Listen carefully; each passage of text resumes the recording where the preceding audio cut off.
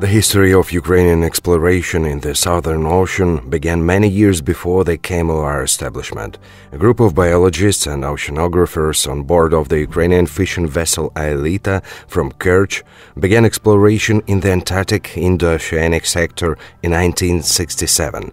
And many years later, in 1994, Ukraine formally joined the ККАМЛР member states to actively participate in the conservation of Antarctic marine living resources measures as well as fisheries regulation in the convention area.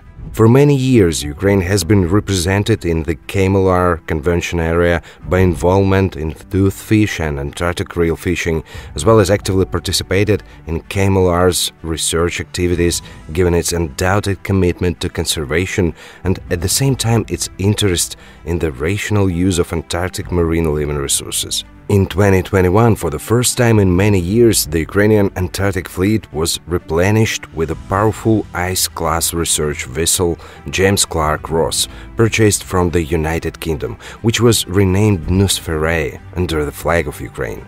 Today, this vessel is the flagship of the research fleet of Ukraine. As a responsible member of the ККАМЛР, Ukraine has always considered as a top priority the implementation of all necessary and possible measures for the conservation of Antarctic marine living resources.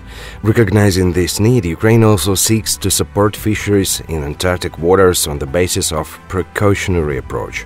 Acknowledging great honor to chairman in the Commission, Ukraine is inspired to do its notable historical contribution to achieve the Convention objectives so effectively as possible during Ukraine's ККАМЛР chairmanship years.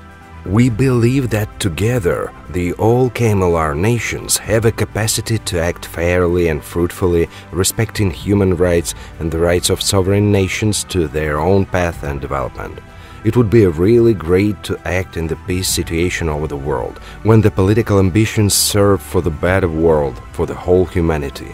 We hope that in the near years, member states will be able to achieve an agreement on establishing new marine protected areas in the ККАМЛР Convention area as a successive step towards implementing the conservation measures 9104.